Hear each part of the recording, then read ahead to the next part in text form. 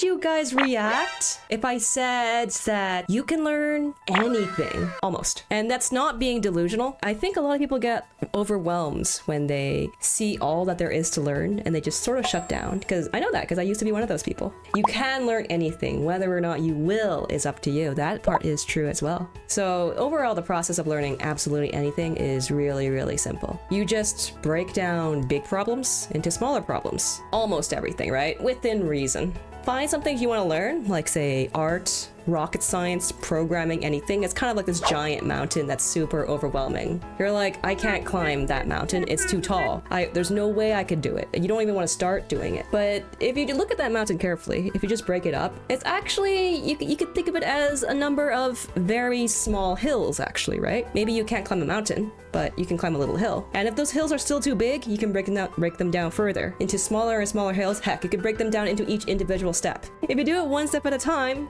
you'll eventually climb any mountain, right? Maybe that mountain climbing comparison, maybe it doesn't sound quite right, because like if you think about it, no, I can't climb every mountain one step at a time, because eventually you'll run out of food and resources and then fail. Obviously, you don't have infinite time and resources to climb the mountain. But I feel like in a lot of cases, you don't have to give yourself deadlines and time pressure. Giving yourself a time limit of infinity isn't always feasible because, you know, you gotta pay rent, you gotta survive, there are things you have to do. But for the most part, let's say you're learning art as a hobby, you don't need to tell yourself things like, well, if I'm not Da Vinci, if I don't paint the Mona Lisa in a year, then I'm terrible at it and I'm gonna quit. There's no reason to do that to yourself. And even if you do fail, hopefully you learn something along the way. And then you can just try again because you don't have time pressure. I think time pressure, setting yourself time pressure and deadlines, that's the thing that makes things seem overwhelming, right? Okay, I'm gonna climb this mountain in 2 hours. That's crazy, you can't do that. But I'm gonna climb this mountain eventually. That's not that scary, is it? That's not that bad. Like, you can do it. Like, the thing you're trying to do, whatever it is, programming, art, learning to build an airplane, it's gonna be difficult. It's gonna take a lot of time, and you should respect that things are hard and take time, but you can tackle them one step at a time. But you want to climb a mountain in 2 hours. In that case, you're setting yourself up to fail before you've even begun. Don't do that. Do you guys think that sounds kind of weirdly overconfident? Like, saying that you can learn anything, that still sounds weird, right? Yeah, you still need to be realistic. Maybe a little bit, because I'm saying that for myself, so people might be wondering where this confidence comes from, right? Like, it seems a little delulu, just a bit, right? Maybe a lot delulu. I can kind of explain where this confidence is coming from. It's kind of unfortunate, but I feel like the confidence in being able to learn anything, it comes from trying stuff and gradually succeeding and realizing that actually, if you give yourself time and you put the effort in, very little is actually out of your reach. You're not one to knock the shonen mindset, but sometimes it's good to be realistic. Oh, I'm being totally realistic. I'm not saying anyone can learn to be an art god tomorrow, but I'm saying anyone can learn to be an art god in a lifetime is what I'm saying. But people are always in a rush, so everything seems overwhelming because they want the stuff like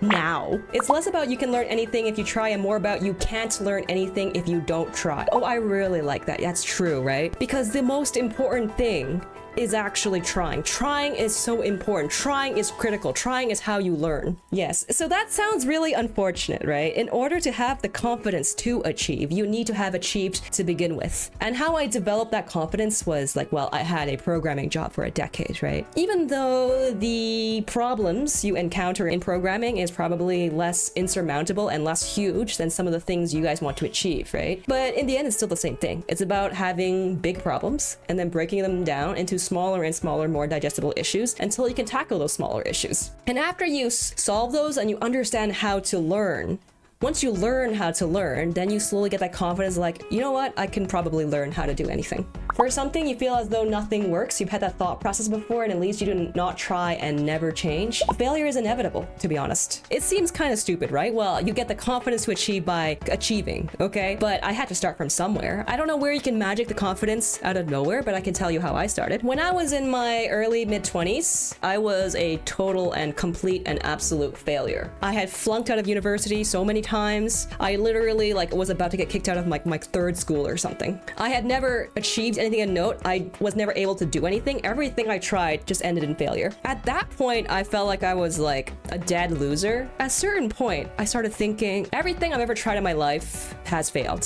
I didn't even want to try anymore. But then I figured like, well, what happens if I try and I fail again? Well, if you think about it, I failed so many times. Like, what does that even matter? Just add one more failure to the pile, right? It doesn't matter. Actually, at this point, I can do anything. I'm literally at rock bottom. I'm at 0. The only way to go is up at this point, don't you think? I'm free to do anything now. I cannot get any worse than I am right now. You think the hard part is imagining results in the long term, as in visualizing them in a concrete way. The older you get, the more you've seen that yourself, so it becomes easier to understand. Yeah, especially when you're young and you haven't experienced a lot, it's really hard to visualize that. I completely agree. Also, if you want to compare yourself to something, to have some sense of achievement, try to compare with your past self. Yeah, exactly. That's one way of going about it. To be honest, I feel like I'm so used to failing at this point, like I don't even see the word failure as negative anymore. I think people who fail and they completely screw up and then they get up and they try again are like the coolest people I know. Anyway, suffice to say, I consider myself an expert at failing. I failed so many times, probably more times than some people have even tried things. I was gonna say failure is unavoidable, but honestly embrace failure because it's how you learn, okay? Let's say there are 2 paths.